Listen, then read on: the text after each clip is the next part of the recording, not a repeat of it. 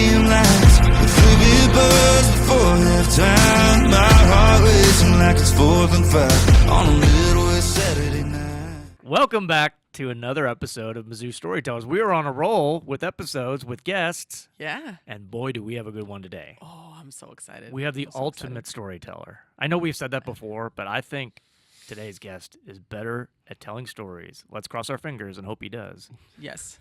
And he is anyone. so amazing that we brought in a studio audience today. Yeah. Bring in Producer a Steve? studio audience. We're joined by Haley Berry and Danielle Bartko on the Mizzou Sports Properties team. Also, 2 new executive producers of the podcast in Tiger Wow. Talks. So We have as many producers as we have hosts. More. Is the payroll going up, Steve? The podcast payroll? The budget? I mean, Does that mean we're going to get in they your were studio? solely brought in just to help with podcasts and Tiger Talks. Yes, Okay. that's the only thing that they're We're here really to do. Mizzou Storytellers, and then we said, well, we only record once a week. They have to have something else to do. If we're So. lucky. Okay, so new studio, new cameras. What else do we have on the list, ladies, to work on? New New lights. lights? Okay. New Alright. lights was mentioned. Air conditioning? Yeah, that's a big. Or at least like a silent Dyson fan. I'll take that. I've grown accustomed to the Hearns, stratosphere, atmosphere. It's kind of opposite of what it is outside, unless if it's like between 65 to 72. Yeah. And then outside of that, it's complete opposite. It's hot in the wintertime, too cold in the summertime. I don't know. It's also hot in the summertime. What if we ditch the desk and get like a couch? I would be all in favor of that. Yeah. I feel like sometimes I'm sitting at this weird angle at the corner of this desk. Yeah. There used to be a very bright yellow couch over in the arena. Somebody took. I can't remember where that went. Maybe football. No. But we should find that, and I would We love. should find it. Oh, that would be so awesome. Yeah. Let's make it super cash. Okay. How about like a craft food table? We could have that for in between segments. Espresso machine. Except it could literally be like That would perk it me up probably a little literally bit. Be craft food, like some cheese slices, and I could use a little extra caffeine for when when we get bad news between segments. You can have my allotment of caffeine. Yeah. As long as there's hot chocolate, I'm good. Oh, yeah, you and your hot chocolate. Producer Steve, and our executive producer team. How small is Columbia that I went to Starbucks? This was before a football game recently. Yes. And I go to pick up coffee, and I don't go to Starbucks very often, but we're going to I had the family in the car, and there was a hot chocolate sitting out it said Loretta, and I was like, seriously? Is this town that small? I get a text, and he's like, hey, did you order a hot chocolate? I was like, yeah, I'm on my way to pick it up now. This is weird. And your husband's probably like, how did he know that? Mhm. And he was actually, that was a day that he was going to use the parking pass, so he was driving me to drop me off Oh, okay. at the office. I walk out with my dumb coffees, and I'm like, hey, we should do an episode. You're here. I knew you were coming. Why did you make that so weird? It was weird. It was just, it reminded me that we live in a very We do. small town. And I think that's the most popular Starbucks in the continental USA. They're probably not a sponsor, so we should probably stop saying the name so much. A local coffee shop that is a mom and pop franchise. operation. Seattle-based coffee Yeah. shop. Seattle-based mom and pop organization. Yeah. You love the hot chocolate. I do. I don't do caffeine, and I've never liked coffee. So I just don't like the taste of coffee, and so that's just my thing. And it's like weird and bougie. It's essentially like lightly flavored milk because I only have like a couple pumps of syrup in there. Extra Lightly hot. flavored milk. Before the we might talk about the That's a homecoming tagline parade right later, but before the parade started, I had to go on a coffee run and get bagels while the family manned the our spot on the parade route. And Will Matter, of course, needed hot chocolate. I'm like, it is 80-something degrees out doesn't here. matter. You do not need hot chocolate. As I'm carrying like 3 coffees, and How is that any different? well, he didn't get any. So No, wow. I think when he sees that the parents and our older kids have coffee, he wants to No, have I just a meant cool your cup. your judgment of hot chocolate when it's 80 degrees outside when you're getting hot coffee. Because the coffee's for the caffeine, so you can wake up a little bit. Then why don't you get like a cold brew or iced coffee? I like hot coffee. And he likes hot chocolate. I know. There you Okay, go. Well, he didn't get one. I like Diet Coke though. Yeah, Diet Coke is great. Before we get to meet our guests, I just wanted to mention that we're brought to you by Shelter Insurance, ranked #1 in customer satisfaction for auto insurance in the Central Region by J.D. Power 7 out of the last 8 years. Ooh. Wear your shield, wear your shelter. And also, the podcast is powered by Socket Fiber. Socket Fiber is now the fastest, most reliable internet combined with local service and simple billing. Contact Socket today for voice, data, and internet services for your home and business. 1-800-SOCKET-3 or visit socket.net. Did we get fired from reading the I was ads? just thinking the same thing. You did not get fired. They were right by me, so I just want to make sure man. we highlighted Okay. our partners. Note to self: next time we record, I'll find them and put them on our Well, table. I have them memorized. That's I a don't know why you producer's. need 'em. That's a producer's job, and I might have slacked on that one a Oh, little bit. That's okay. why I have these two back here to help me out from now on. So there you All go. right. Gosh. That was really fun. So many roles, so many jobs. That's Okay. what happens when you have a production team. Team. Okay. Can we get to our guest? Let's Yes, get to I it. would love to. Let's bring him in. He's a cowboy, he's a tiger, he's a coach, he's a mentor, he's a fighter, and now he is going to be a Hall of Famer. He is David Dickey Nutt, and he is today's guest on Mizzou Storytellers. Welcome, Coach. Good morning. Good morning. Glad to be here. Yeah. Welcome, Coach. How are you? Great to see you. Great. Exciting time of year. It For is. we're not quite at college basketball season, but it is right around the corner. So we really appreciate you taking some time out because I know things are busy right now and hectic. But you have one of the best stories of anybody at Mizzou Athletics, Easily. and you're a great storyteller. Yeah. Thank you. We drafted questions. I'm not sure why. We'll have just let you go and roll and tell it all yourself. Yeah, but I think this is the fewest questions we've ever written because I know it's only going to take like 4 or 5, and we're going to get a solid hour. an hour. Wow. That's a lot. Thank you. Well, Coach, you know your story is synonymous with the sport of basketball, but you've spent your life around the sport. When did you first become attached and fall in love with the game of basketball? Well, it was easy for me because I was born in an athletic family. Yeah. I have 3 brothers. Houston was the coach at Arkansas and Ole Miss. My younger brother Danny was Houston's assistant Yeah. at the University of Arkansas and Ole Miss. My youngest brother Dennis played at TCU and played in the NBA. We're still mad at him. We're better than he is, and he got to play in the NBA. But it all started back with a great family. My mother still lives in Little Rock, Arkansas. My dad passed away a few years ago. But a crazy, interesting story about my dad and the reason why we are coaches today has a lot to do with my dad. My dad was a longtime high school coach, but let me tell you a story about him. But he was born and raised in Fordyce, Arkansas, way down a small town, a famous town. Paul Bear Bryant, Barry Switzer, Larry Lacewell, they all lived in this small town. He was born into a family of 9. He had 6 brothers and sisters and a mom and dad, all entirely deaf. Except him. Yeah. He was the only hearing person in his deaf family. Now, can you imagine the people that poked fun at this family down in Fordyce, Arkansas, because they couldn't hear or speak, and he was the only one that could, not to mention the last name Nutt on top of that. Yeah. Well, he grew up to be the #1 basketball player in the state of Arkansas and signed with the #1 team in America to play for Adolph Rupp at University of Kentucky. 2 years later, they were put on probation, said he didn't have anything to do with it. He transferred and played and went to Oklahoma State and played for Henry Iba, played for 2 of the greatest coaches. His roommate is Eddie Sutton. Wow. So he met my mother, and he taught her how to sign. And the NBA was really no big deal back then when he graduated. So he went back to Little Rock, Arkansas, where they promised him a job at the Arkansas School for the Deaf because why? Because he could speak, but he could also sign. Yeah. And so he had 4 boys. He had Houston, Dickey. Now, my real name's David. Everybody calls me Dickey. Danny and Dennis. And we were all signing before we were talking. Wow. And today we're all certified deaf interpreters. We always knew this was going to be a great second language for us until many years ago I was named head coach at Arkansas State in the first game. I looked up 15 rows, and my dad's wanting to know, how come number 25 is not in the game? hey, hold on now, Dad. No. Hey, you got to go get a Coke or something. But that's where it all started. Went to Little Rock Central High, and fast forward to signed at Oklahoma State University. hated to come. We were in the Big 8 at the time. Yeah.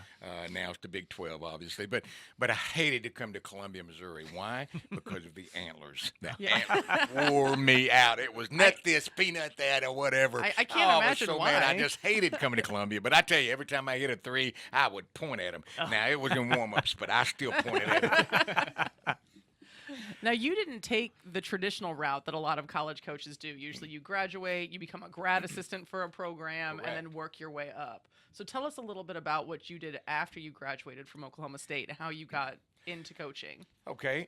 When I graduated Oklahoma State, someone figured out in the public school system there in Stillwater, Oklahoma, that I was an interpreter. So they had a young deaf boy in high school there at Stillwater High School. And they said, Dickey, we have a young deaf student here that we really need an interpreter for. And I said, oh, okay, I'll do it. And so they named me assistant basketball coach, and I was an interpreter for him. So I went to class with him all day long and sit next to him on every class. Yeah. And I did that for 3 years. But every year I begged my former coach at Oklahoma State, please let me come back and be a grad assistant. I want to be on the college level. And so finally he did. And so I coached. I was a grad assistant 1 year under my coach, Paul Hansen, and he retired after that year. And they brought in a hotshot coach from Kentucky. And so on the first day on the job, he comes in and he's going down the hallway and he's pointing into the offices and he says, you're out, you're out. And he points at me and says, I'm out. So I didn't know. I was 25 years old, had no idea what I was going to do. I was packing my boxes, and I was walking out, and that hotshot coach says, hey, come here. What's your name? I said, Dickey Nutt. He said, that's not your name. And I said, well, it's David, but everybody calls me Dickey. And he says, you want to stay and work for me? And I said, I sure do. And that was Leonard Hamilton. Oh, wow. So Leonard Hamilton, the former coach at Florida State University, he hired me, Bill Self, and Tim Carter. And we all worked together there for 2 years, had 2 incredible years, and now he gets a job offer to go to University of Miami. Yeah. So I go into Bill one day, and I said, Bill, we're going to South Beach, man. He walks in, he says, Coach Nutt, first he said, Bill, you're going to stay. Eddie Sutton's going to get the job here at Oklahoma State. You're going to stay with him. Coach Nutt, you're going to Arkansas State. I said, no, Coach. I'm going to South Beach with you. And he said, no, you got to go get some experience. So fast forward, I go to Arkansas State and I become head coach for 13 years. I went from there to Southeast Missouri State. I loved Southeast Missouri over in Cape Girardeau for 6 years. And in 2016, I was fired. They want to win every game. But anyway, the next day, I get a phone call from Leonard Hamilton at Florida State. Says, Coach Nutt, what are you going to do? I said, well, they got to pay me for a couple of years. Maybe I'll just play golf every day. He said, no, you're going to come work for me. I said, really? So I should have just wrote Southeast Missouri, a thank you note. But anyway, he puts me in an office right across from a young 39-year-old assistant by the name of Dennis Gates. And every day I watched him. I watched his relationships with the players. I watched the way he recruited people like Jonathan Isaacs, Dwayne Bacon, Malik Beasley, I mean, on and on and on. Some of the best players in the world. I watched him put together a practice schedule every day. Coach Hamilton put his arm around me one day and says, Coach Nutt, that's the smartest young man I've ever been around. I said, who? I was hoping he'd point at me. I said, who? He said, that guy right there. And he's pointing at Dennis Gates. Yeah. 3 years later, he's knocking on the door. Coach Gates says, Coach Nutt, I'm going to Cleveland State University to be a head coach. And I need you to come with me. I said, now, hold on, Coach. We live in Florida. Why would we want to go to Cleveland? But he made it where I couldn't say no. And I watched him become the hottest coach in America. Could have any job in America. And then he chose Missouri. And now I was holding my breath, hoping that he would take me with him. And praise the Lord, he did. What did, when you saw him as a young assistant at Florida State, and it sounds like you kind of, in your mind, kind of convinced yourself, hey, this is a guy I'd love to work with. Does your mind have to shift of, okay, maybe my time is up as a head coach, but here's a guy that I can keep coaching with? Did you have to kind of shift into thinking I can be an assistant with him? You know, I never let go of the thought that I was still capable of being a head coach. Yeah. You know, once you were a head coach, there's something about that position that you always crave You know, every decision went across your desk. Every recruit, every business decision, whatever it had to do, and just the joy of coaching. And also on a personal, selfish note, that the NABC recognizes about every 50 wins. So that the NABC at the Final Four, they present an award for a coach that wins 50 50 at a time. And I was at 298 wins. And so selfishly for me, nobody cares, but I wanted that 300. And so it always stayed with me that I still wanted to be a head coach. But at the same time, I loved the role of an assistant coach because it took it off of me. Yeah. And I tell our young coaches all the time on our staff, you have no idea what Dennis Gates is going through. You have no idea the people that are pulling at him. Yeah. The 24 hours a day that he spends worrying and trying to juggle and balance his job and his family, his wife, his children. Everything else is so important. And then sometimes we neglect the people that we love around us. And so every day I share with those young coaches that I work with every day, even Coach Gates, spend your time with that family. Yeah. Separate it, because they're your heroes. They're your most valuable people in your life. We will all realize that one day. And I was guilty. I was so focused on trying to be the best, trying to get the next player. Can we win this game? Can we beat Western Kentucky tonight? I mean, it was just so consuming. So I told our guys, you have no idea what he's going through. But to answer your question, when I got into that role, I really enjoyed it. Yeah. And I was with a guy that was so smart and so brilliant and so ahead of the game that I knew I could work with him and be there as long as he wanted me to. And so for that reason, I'm still in my position. So my goals have changed somewhat. I'm not at the age, I tell these guys all the time, I like to think I'm at the top of the ladder. I don't want to say I'm going down the ladder, but I don't wake up every day wanting to get the next job or wanting to be a head coach again in whatever conference. I don't. My dream every day is to wake up wanting to assist Dennis Gates and maybe getting to the Final Four and winning the national championship. And I feel like that he will eventually do that. Yeah. That's awesome. Well, and we've talked about it on here before with a couple of other coaches from Coach Gates' staff. He has become known for hiring highly experienced former head coaches on his staff. What's it like to be one of those former head coaches, to be in that room with that much basketball and coaching knowledge? How does it work? How do you guys synthesize your ideas and your experience? I had to, honestly, I had to realize that a little bit more. I don't really think about that a lot, but I have, in the last few years, realized that I am the older, and I probably do have the most experience, coached a lot of games, and sometimes I have to get out of my box and share with them maybe some mistakes that I made, and I made a bunch of those. But it's been good. It's a great setup.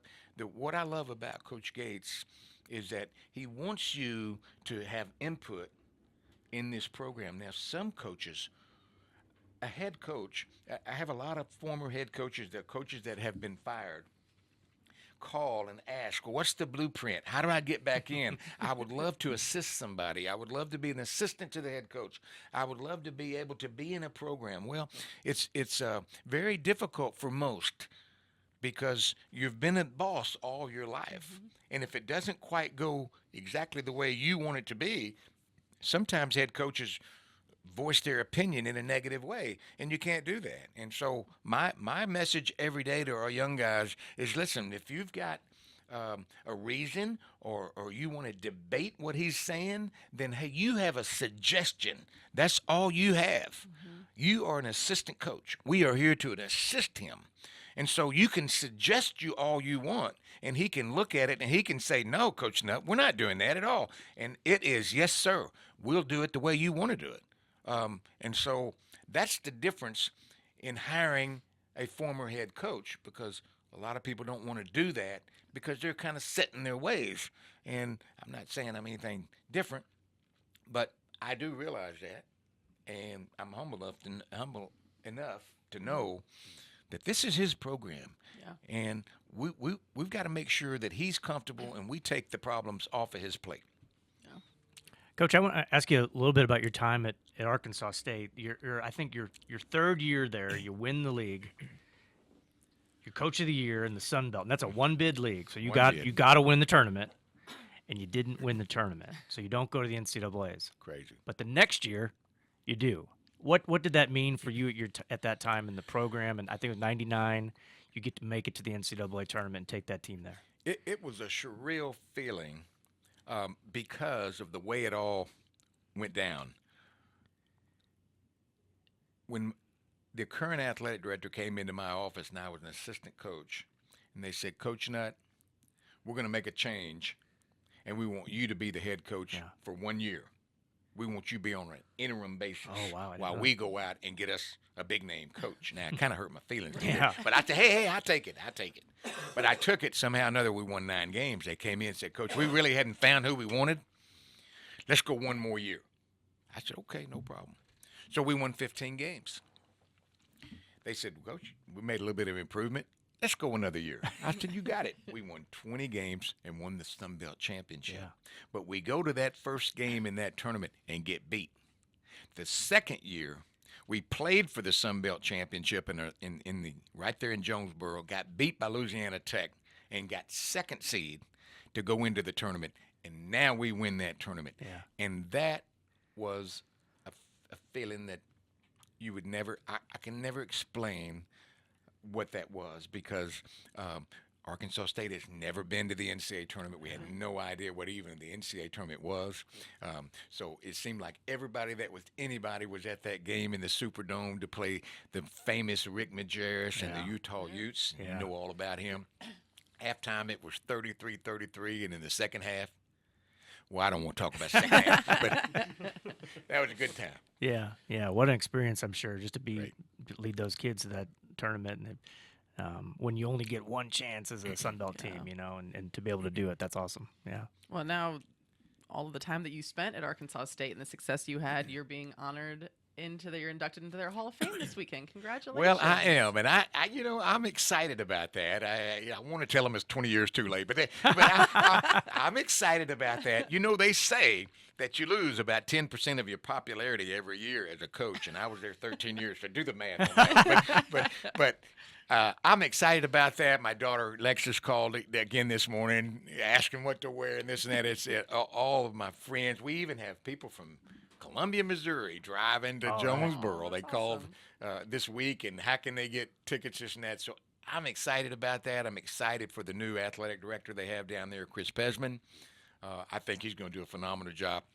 Then they have a new basketball coach, and he's been calling. We're talking, and he's from University of Alabama. Yeah. And so he's going to go in. It's not an easy job. It's a tough job, but it's one where if you can get the community behind you. At one time, it was the richest city per capita in America. Really? So they had more millionaires in that small town than anywhere in the country. And so the support was unreal when we were there. We averaged 9,000 to 10,000 a game. We talk about it all the time, and I'll talk about it Friday night. We put together an assist club where we had a luncheon every Monday, and it never fails. Questions and answers at the end was always funny. And I'm getting into a different story here, but you always got a couple businessmen sitting up there, raising their hand. You never mind, we won 5 in a row. We just beat Western Kentucky. Yeah, I said, what's your question? Well, it seems like you don't have any discipline. I said, discipline? He said, yeah, you turn the ball over late, and you don't call the right timeout, and attitudes. It just looks like you don't got any discipline. I said, well, I got to disagree with you. We had a young man, Chico Fletcher, was the player of the year in the Sun Belt for 2 years in a row, and he was phenomenal, a point guard. I mean, he was so good, right out of Osceola, Arkansas. And I said, well, I have to disagree with you, sir. I feel like I do have discipline. I walked out on practice floor the other day, and my assistant, Tony Madlock, who's the head coach at Alabama State now, said, Coach Nutt, I know you don't like headbands. We got 2 players down there with headbands on. I said, really? He said, yeah, you want me to go down there and get them off? And I said, well, where's Chico? He said, well, Chico hadn't made it out of the dressing room yet. I said, let's just wait. So Chico came out with no headband on. I said, get those headbands off. What's the matter with y'all? Now, I feel like we got discipline in our program. What was your beef with headbands? Tell me that again. So why didn't you like headbands? It was a time of day where, that was in the late 90s and early 2000s. I don't know.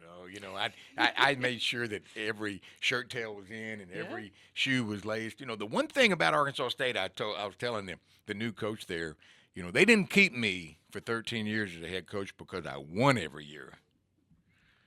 I kept my job because we had good guys. They wanted to go to class. They kept their shirt tail in. They were representable, and and people loved to get behind that. Yeah. You're not playing for some group. You're playing for Arkansas State University, and I think that was the key, and maybe that was why I was kind of old school. And the times have changed. They tell me all the time, "Don't be a dinosaur." I said, "Ugh, okay." That's okay. We like dinosaurs. That's Well, all right. yeah. Sure. Tell us, talk about the sign language, and you've told me this before, but I think listeners would love it. You in coaching, you've incorporated sign language, and like our guys can sign each other, especially if you're in a loud arena. We might play in a few this year, but what's that like? What's that process like, and how do you benefit from that? I have so much enjoyment when Coach Gates wants to know a different sign language where he can tell his team 30 yards away. Yeah. It all started at Cleveland State University. We were in the pandemic, and we did a lot of Zoom calls, and we did a lot of Zooms with our team. And he said, Coach Nutt, tell me a sign that we can use with our team that they will use and comfortably use. And I said, yes, easy. The universal sign for I love you is this, right? Yep. Is this. And it goes, and I'm not going to teach you the alphabet, but it's ABC all the way to I, and it's ABC all the way to L, and it's ABC all the way to Y. That's right. And so it's I love you. And so you'll see our players, when they leave his presence, they'll do this. Yeah. Or anytime on a Zoom, or even in the arena now, they'll wave at you, and they'll wave at Coach. The second one I wanted to teach Coach was to tell your players to always be careful. Yeah. So when you're leaving, say, Coach, I'm going home for the weekend. He would say, be careful. Yeah. And so all the players would run around and say, careful. So there's different signs, this and that. If you look at, if you watch the games closely, Coach will use the sign if there's a shot clock issue, if there's a shot clock problem, or maybe we got the ball out of bounds and 15,000 people, the thing that he'll do is point to his watch. And our players will immediately look at that shot clock and say, oh, we got 3 seconds on this shot clock. We got to get a shot up. Sure. So those are the things that really come in handy. And then you always have a few players that really gravitate to it, like Mark Mitchell. Mark Mitchell took a deaf sign language class. Oh, really? And so every day he had to come to me, Coach, what's this mean? What's this mean? What? And so sign language is kind of like a piano. You have to stay with it or you'll forget it. Yeah. In my case, I won't because I grew up with it. Right. But I always teach those guys. The very first one I teach them will be the world's best. And they point at me. And so they'll do it and they'll point at themselves. I said, no, point at me. Of course. I Yeah. love that. No, my niece is deaf, and they're so there have been a couple times that my brother would be watching games, and he notices. How about Yeah. that? Really? Yeah, Well, that is so that's unbelievable. I was sitting in a lunch when I went through my cancer. I was dismissed from a hospital one day, and I was hungry. First time in a long time. So I went to a restaurant downtown. I was sitting with my son, and a family came over, and they said, Coach Nutt, can I talk to you? And I said, yeah. He says, I understand that you know sign language. I said, I sure do. He said, well, my son is totally deaf. I said, really? And he's a senior in high school. I said, really? And he's going to be a freshman next year at Missouri. I said, is that right? And he said, and I said, well, are they going to provide an interpreter for him? Because that's the law. Right. He said, nope. He's going to sit in the front row, and he's going to read lips. Wow. And just last week, a guy texts me and says, this young man wants to come see you, and he comes to practice, totally deaf. Wow. He's sitting in the front row, and Coach Gates says, who's that young man over there? I said, Coach, this young man is totally deaf, and he's a freshman at University of Missouri. He said, you got to be kidding. I said, no. I said, you talk about, and so he brings him over there, and Coach Gates takes pictures with him, and Yeah. man, made his day, and man, I was just so proud of him, and immediately Coach Gates gets in the circle, and he says, we had a young man in here today that was totally deaf.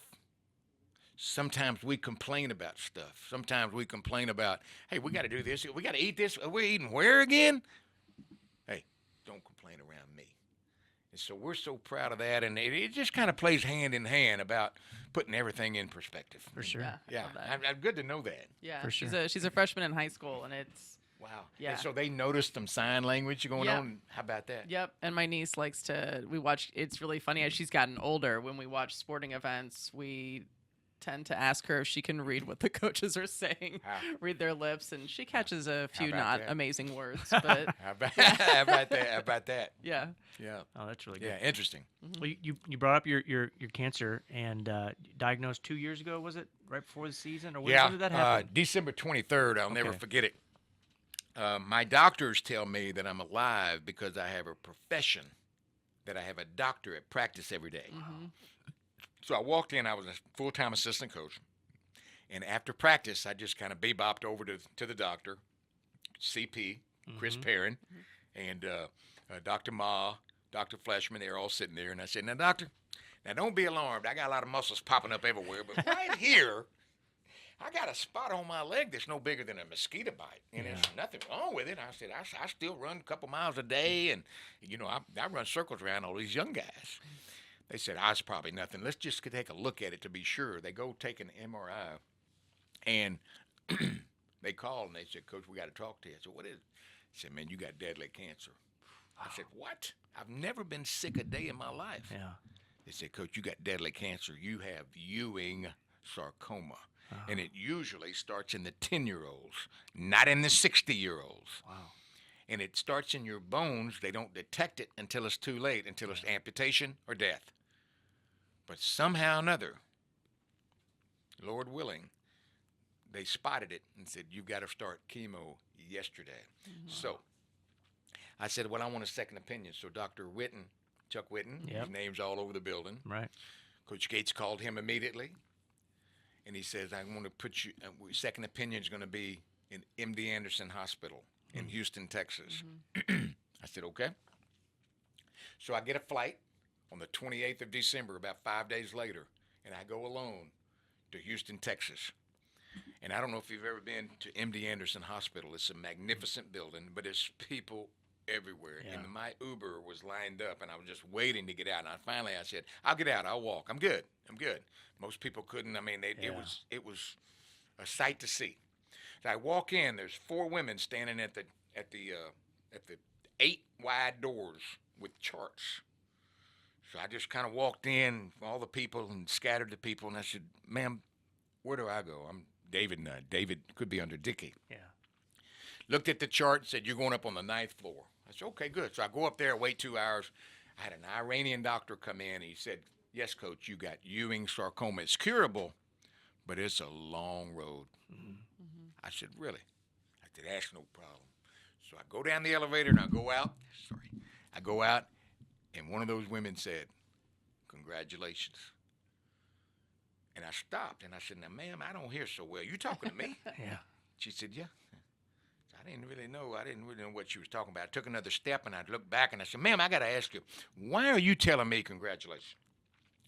She said, you're going out that door, aren't you? I said, yes, ma'am. She said, 50% of the people that come in here never get to walk out. Oh. So you talk about a quiet ride back to the airport, don't complain around me. Yeah. So I go into Coach Gates, and I said, Coach, now's your chance. He said, what is it? Is it sarcoma? I said, yes, Coach, now's your chance. You can send me to Florida. I'll play golf the rest of my life. And I can't buy yachts, but I can play golf and I can live in Florida the rest of my life. He said, no way. You're going to stay right here with me. I said, you got to be kidding. He said, we're going to get you through it. Wow. I said, tears were down my face. I said, Coach, you sure about that now, Coach? He said, yeah. And I said, well, could you give me another, promise me one more thing? And he said, what is it? I said, you think we can just kind of keep this under wraps? Let me I can handle it. He said, no, we're going to tell the world. I said, what? And little did I know that very statement that he made the difference in my recovery. Really? You would not believe the emails, the text messages, the social media. When I came back last year, and he put me in a different position. He put me an assistant to the head coach. Yeah.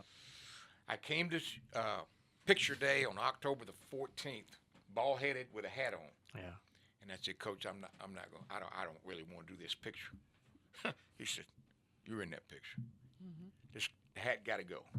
So I took the picture, bald-headed and all. But you would not believe how many times I started last year before the game starts in announcements. Yeah. That people would walk up to me during the announcements. Coach Nutt, can I have a picture with you? Yeah, what is it? My mother is starting chemo, and I want her to see you. I've never seen anything like it. And it went back to what?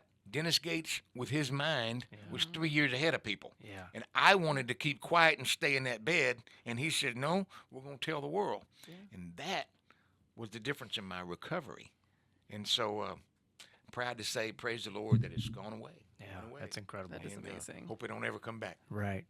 I remember, and it was a tough season for the team, but I think your son Lucas may have told me this at some point or shared it on social media. But there were nights where Coach would come back from road trips and just come over to the hospital and just sit with you. Yeah. What? And I'm not sure you knew he was there necessarily. I don't know where you were in your treatment, but what did that mean to you to know that he was so much going on at the team and he's there with you?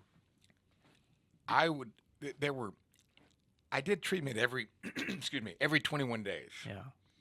And after about the 5th day after the treatment, you can just pretty well bet that it's going to take you down. So it was a 911 call, an ambulance to the hospital, wherever I was, mostly here across the street from the arena. Fantastic facility.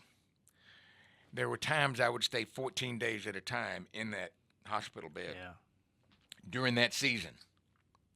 And I can't count the times I'd wake up at 2 o'clock in the morning. Pitch dark now. Yeah. And Coach Gates is sitting at the end of the bed. Wow. Now, we lost 18 straight games.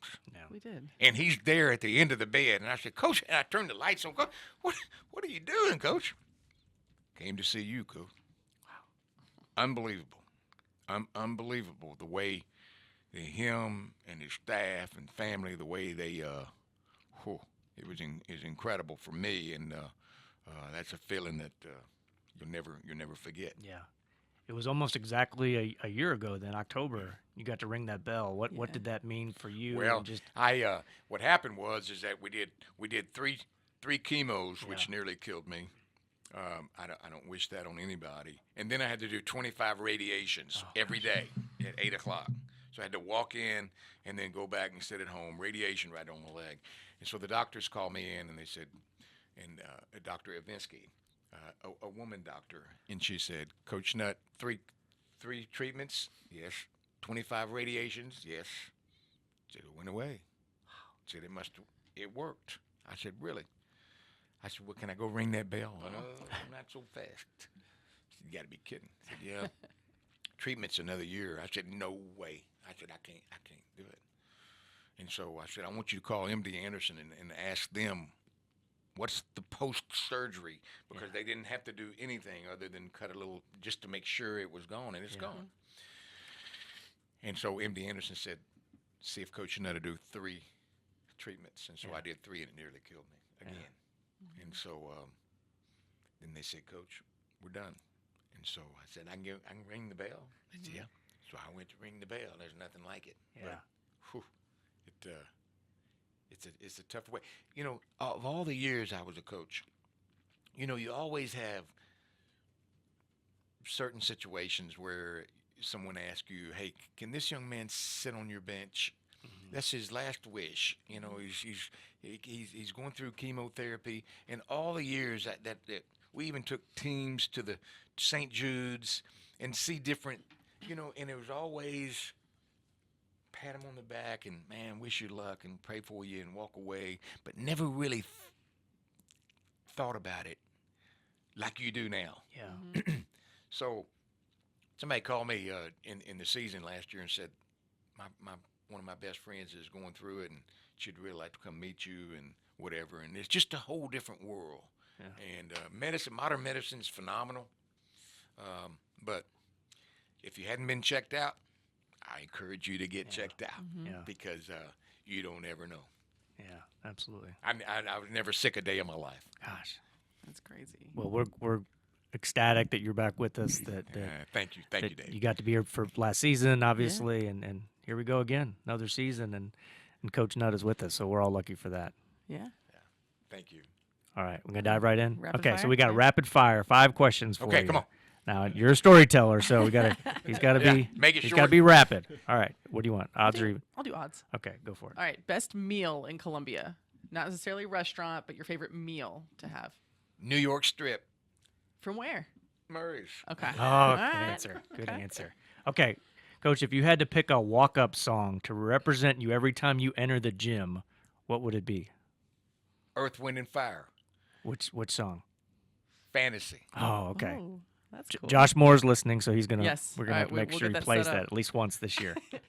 All right. The hardest gym to play or coach in. And if you have to do both, you can. Like hardest gym to play in as a I player. hate to even mention the word Kansas. Well, you just did. The fog. Yeah. It was a tough place. Okay. Okay, let's lighten the mood now. Yep. We just said the K word. If you could play one-on-one with any player in the history of basketball, who would it be? Michael Jordan. There you go. Okay. All right. Best advice you've ever been given.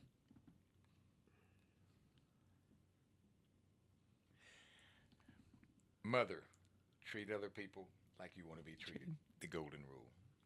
Very good. Okay. Very good. Okay, that's 5. I have one extra. Okay. How did two brothers, one go basketball for a whole career, and Houston is football, and he had enormous success. I love when he comes and visits. I got to interview him a couple times back when he was coaching, and just such a character. But how did that happen that you'd pick 2 different sports? That's a great question. I really don't know, but Dennis and I loved the game of basketball probably more than they loved the game of basketball. They were really good football players. Now we quarterbacked Little Rock Central for 8 straight years. Yeah. But Houston was an All-American quarterback, phenomenal quarterback. Danny was really, really good. He had rocket arms. Dennis and I were kind of more finesse. We took the tougher sport. Now we argued it. What? We argue at every holiday that they got the easiest sport. I mean, they play 12 games. I mean, come on. And they wear pads. Come on. Hey, you win 6 games, you get a Gatorade bath, you get an extension. I promise you, we win 50%, we're out. Yeah. They call a timeout after every play. I got all kind of problems over there with football. Oh, that's good. All right. Okay. Here's the final step in the podcast here. You got to do this yourself, Coach. You have to put your photo up here on the board. Oh, okay.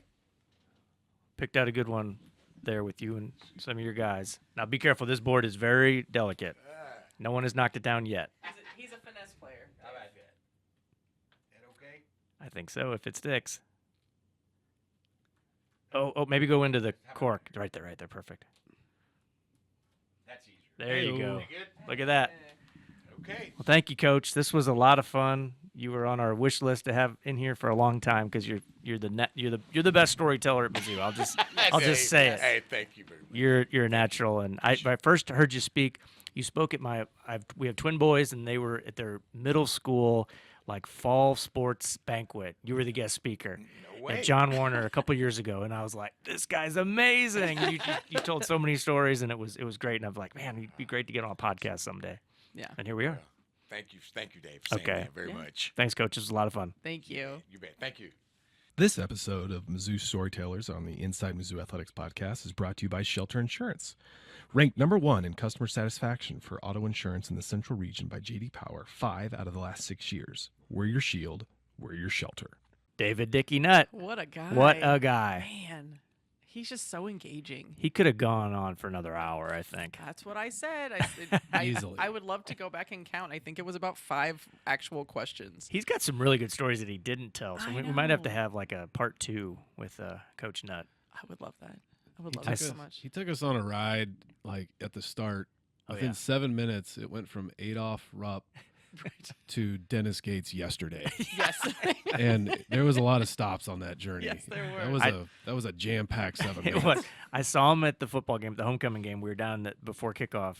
He was down there with a recruiter, with the rest of the staff. I said, Coach, do you want to come on podcast with me and Loretta? I couldn't even finish the sentence. He's like, yeah, just tell me when. I'm there.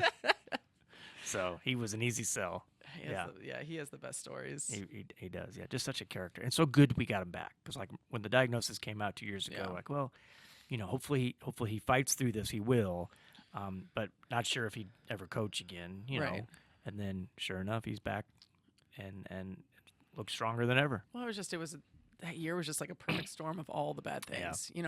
Bad season, bad reaction from the public, him getting sick, his diagnosis. It's like I wouldn't blame him if he just kind of walked away, if Yeah. he just moved on. Well, fortunately for all of us, he did not. Nope, and we got him here. Yeah, absolutely. All right. It's a bye week. Oh my God. It's Catch your breath week. like the marathon that is part 1 of football season is over. And it's just now October. Yeah.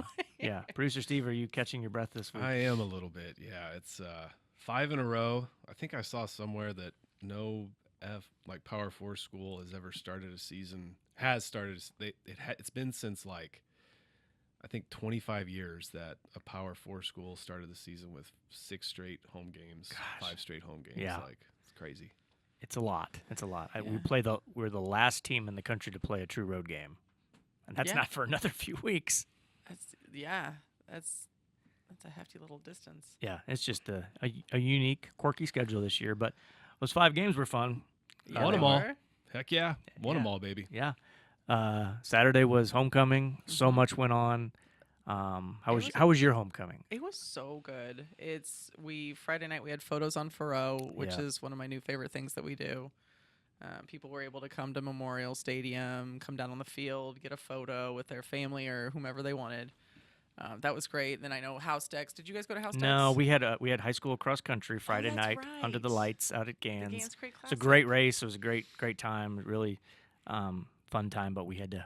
Do they still we set up couldn't the make little it. solar lights along the way on the race? They did that last year, I think, and I always thought that was cool. Like if you're Yeah. running, it might mess with my depth perception. But My son Connor actually tripped at one point because it's so compact, but he actually ended up with his best time ever. So, but yeah, it's a lot of kids out in the dark Yes. and wearing spikes, and yeah, it's a recipe for disaster. But it went well. Yeah. Well, unfortunately, we missed out on all the homecoming stuff Friday night. that's okay. There was Yeah. plenty on Saturday. I saw you on the parade. Yes. Well, Well, I was in the parade, and Loretta I was saw you in the while I saw parade. you while Ooh, walking in the yeah. parade. she yes. was with the Letter Winners Hall of Fame float. Mm-hmm. Letter winner, or not even a letter winner, I guess Hall of Famer The Hall of float. Fame. Yeah, so the Letter Winners Club every year they do like a theme for their float, and ever since I've been here, I think even the year before, we've done the Hall of Fame inductees. Yeah.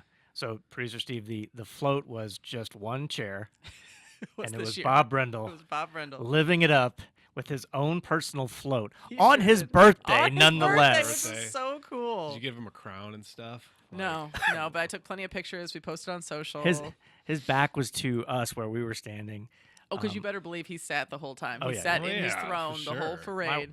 My wife, excuse my cough. My wife was yelling, "Happy birthday, Bob! Happy birthday!" And he kind of craned his neck, but he was just like throwing candy to everybody. Yeah, it was. He had fun. It was so fun. cool. It was It's Bob's always, that's day. always cool, like just seeing everybody as you're walking in the parade and all the employees. For as nutty as it's been for us, and that was 5 weeks in a row, the amount of employees that were out at the parade just as fans. Yeah. That was cool. Like that. Like I geek out on that stuff. That like, man, they really do love it here. This is such a cool thing. The Yeah. homecoming parade is so fun. It was. We had a funny moment when men's basketball went by. First of all, Coach Nutt saw me, and he waved, it's just great.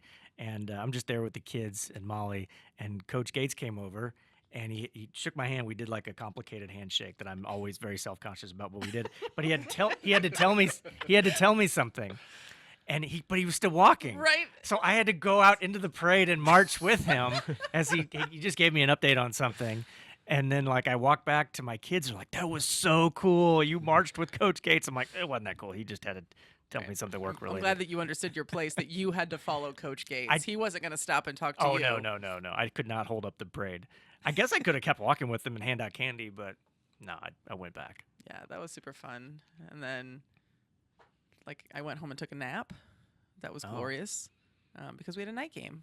Yeah. Second night no game nap in a for row. me. No naps. No. Oh my gosh, I had to nap. I had after Friday night, and then I was up here at the office at like 6:15, 6 was a o'clock long on day. Saturday It was morning. a Yeah, very- there's no way that I physically would have made it through the whole day It's a long day. and been my usual Without a cheery, doubt, amazing yeah. self. No, the Sowers family had 3 football games on Saturday. Oh my gosh. A flag game at 8. My son then played his tackle game at 2. I wasn't able to attend that one, and then obviously everybody came to the homecoming game. So it was a busy day. It was a Shout very out to busy day. Jessica Sowers for going through it all. I don't feel like we talk about Jessica Sowers enough. We talk about Dave and Nurse Molly, but we don't talk about Jessica. She likes to definitely stay behind the scenes. So We should have a spouse episode where all 3 of them are the guests. I'm kind of scared of that. I don't know if that will ever happen. We would get so many views on YouTube, and Oh, Dave would be so nervous. Who are these 3 Dave people? would be so nervous. he probably would be.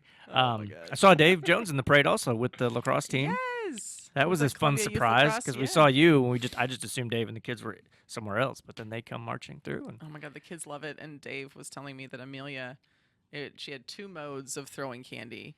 It was like, technically you're not almost like supposed a- to throw candy. right, well, she's 9 and she doesn't care. And she would it was like the worst like miss throw, and it would land like 4 or 5 feet shy of getting to anybody, Uh-huh. or she was just like pegging people in the head. Oh, And so she, like, we were early in the parade, and they were closer to the end. And so what I did was I went and helped tear down our float, return all our stuff, and then I looped back around on the golf cart and met them on Broadway so I could wave and see Yeah. them. And Amelia got so excited, and she ran over and chucked this, like, it was a Jolly Rancher sucker. So it was Yeah. something hard. Chucked it, hit this lady in the head right next to me. oh no. I said, "Oh my God, I'm so sorry. I'm so sorry. I'm so sorry." And then she went to throw me another piece because I obviously didn't get there. I was like, "No, don't do it. Don't do it." Oh wow. Yeah. Gosh. Well, hopefully there's some like medics on hand to help with any issues. Yes. along the Candy parade. casualties. Candy casualties. Gosh. Yeah. That's It was a fun. I'm a podcast. sucker for a good parade, and it was a really good one. Except we stay in the same spot every year, and right under the sun, and it was brutal. It was It was warm. warm. Yeah. Like I said, getting here as early as I did before the sun rose, I was comfortably in a hoodie. I did not take that hoodie off the rest of the day, but I was no longer comfortable once the Yeah. sun came up. Luckily, the J school was open behind us. I might have gone in there a couple times just to cool off a little bit. You Yeah. had to. It was so warm. It has been so unseasonably warm. And so to have 5 of our 8 home games already be done, and I don't think any of them were below 70 degrees, and that was Yeah. just the night games. Yeah. We had lots of storyteller guests in the parade. Now that I think about it, because Cheer and Golden Girls were out there. Coach Nutt, Baseball obviously. was. Women's Laird was in the basketball, parade, Yep. driving the Gator with the family. You know Fun who was in the stuff. parade that we haven't had as a guest yet, but I've talked to him about it? Jeremy Macklin. Jeremy Macklin, yeah, he was in he had his own truck. Yeah, he did. How about that? Yeah, he had Kevin Rutland. He called and he said he called and asked how many people could fit on the truck. And they said, "Oh, maybe 6 to 8." And he said, "Yeah, we're just going to squeeze in." So it was the Macklin family of 5 and his sister-in-law, and then Kevin Rutland and his wife and 2 kids. Yeah, they looked. They were jam-packed back squeezed in there. on some barrels of hay. They didn't have like they didn't have a house or a float like a Greek float with them. Kind of disappointed. They should have made something. That All the would've been fraternities and cool. sororities do. I liked the theme this year. That was so fun to see all they were like kids board games. Yeah. The Mousetrap one was one of my favorites. I'm not That's even good. sure who that was. Lots but of hydraulics. Somebody had a waterfall. It's pretty cool. It's insane the amount of work they do. I'm like, we had just like a little frame with a banner on ours, and that took us about 45 minutes Saturday morning to put together. Do you know? Going back to Bob Brendel, he said that was his first time he ever attended the homecoming parade. No way. It was because he was always with the football team, getting ready for the game when he was the SID. Well, what about all the years since he's been a football SID? He didn't want to go for whatever reason. Man. So his first time going to the parade, he was in the parade. So he still hasn't technically seen the parade. No, we set the bar high. Yeah. Yeah. Like the Bob Brendel eclipse of birthday, Hall of Famer, everything had to align. Yeah. and He Well, attended it. There you go. We still put him to work. He wrote the game story after the UMass game. So You as got he to bring does him back every down to week. earth. You know, you got to. Come on, Bob. Can't let his head get too big. Come on. Put you to work. No, it was great. Good game. It was a great crowd for, It really was. and that's the standard here now. Yeah. I think it So- helped that it was a night game too. That was really cool. The weather was good. The lights in the stadium are Oh, so man. cool now. I It's love all the incredible. stuff that Josh and his crew do. Yeah, it's been awesome. 17 straight home games. So Alabama's next. That will be 18, and that will tie the all-time Mizzou record for consecutive sellouts When was the last time that in happened? the 70s. Okay. Yeah, so we'll break the record after Alabama. But we're just taking one game at a time. Okay. That's what we do here. We set records. Set records and break them. That's the right. expectation. That's right. Today's. Oh man, now I'm in a blank. I'm not even gonna finish that statement because I can't remember it now. All right, this week, bye week, and then next week's a big one. We've got not only the Alabama game, but the night before, Friday the 10th, Mm-hmm. Tiger tip-off. Yes. Mizzou fans can get a first glance at our men's and women's basketball programs.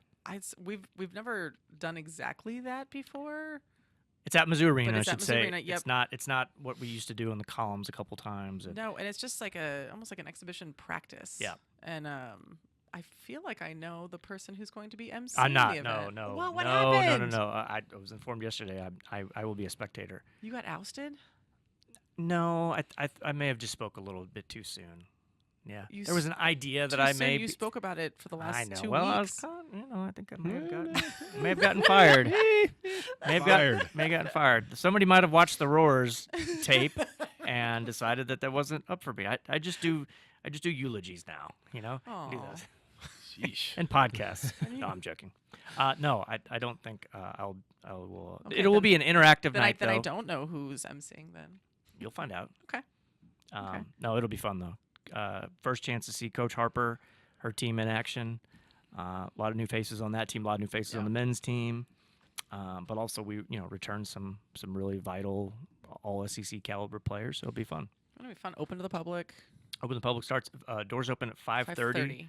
I believe, at Mizzou Arena, and the action starts around 6. Yeah, that'll be cool. Mm-hmm. This weekend, bye weekend for everyone but volleyball. Volleyball returns home after a month away. I think they have the exact opposite schedule Yeah. of football. They actually have the same amount of home games as football does. They have 8 home games this year. Wow. It's just crazy. the way, just the way it falls out in the SEC, and there's with more teams now, and Loretta, you talked about like the Gaines Creek, like those lights. yeah, If anybody hasn't been by the Hearn Center in the evening lately, shout out to Joe Swingle and the whole facility staff because they've replaced, updated every single one of those lights that Yes. go Yeah. around the Hearn Center, and it looks really cool. it makes a li- big difference. It looks really, it really stepped it up. So shout out to that crew for Yeah, pulling and that everybody can come see them this Friday evening when they take on. off. I know it's Arkansas. kind of silly, but it looks pretty cool. So It's not It's silly. exciting inside too. So many good things happen in Hearn Center. Yes. So many. Am I? I'm just promoting the podcast. That's all. I was like, what? Am I missing something? Is this like Dave, like 3 weeks ago when he wasn't picking up what we were putting down? The Mike Alden episode. That was a intense conversation. It was got a lot of good feedback from that one. I have since re-listened to that, and I just laugh every time at how lost you were. Like when we were when we were recording the intro for Mike Alden's episode, and Steve and I were on the same page talking about the general. Oh, and, yeah. And you're like, Yeah. I don't get it. What am I missing? It was a busy day. We had a lot going on. I was under a little pressure too. I just felt like it kind of, can't screw this one up. It's Mike Alden, Yeah. Hall of Famer Mike Alden. Man, we're really crushing it. We've just been on a roll with guests. Yeah. We got to figure out who our next one's going to be. You don't know? No. Could be the linebacker that's over there at Jesse Hall. Which one? There's so many. Moon Choi. Moon Choi. Joy? We That would found be out during really the cool. Alden episode, he's plugging up the middle. Yeah. Yeah. President's We'll get him, and then because if we get all of the other linebackers, maybe then we will get the final linebacker. Coach Drink. Yeah. Well, We've got another bye week coming up. Gonna finish the roster. We'll see how it goes. I told Coach Nutt the other day, I'm like, if you do the podcast, then Coach Gates, either we put the pressure on him or he's, hey, my staff's doing it. I don't need to do it, right? It's funny. Dave Jones said the same thing this morning. He's like, do you think maybe Coach Nutt will go back and say how much fun it was and how great you guys are? I said, Hopefully. one can only hope. Yeah, hopefully. Coach Smith-Peters had a great experience here. Yep, and he said he's been chipping away at it. He's been talking to him about it. Yeah, we'll see. We'll see. Fingers crossed. Maybe marching in the parade for about 30 feet is the consolation. Okay, we can do that. Yeah. Okay. All right. Anything else? I don't think so. No, I'm just gonna get some office work taken care of and roll right into Alabama week. Okay. Well, Loretta, our best Mizzou memories have yet to happen. This is Mizzou Storytellers. I'm Loretta Jones. And I'm Dave Matter. We'll talk to you next week.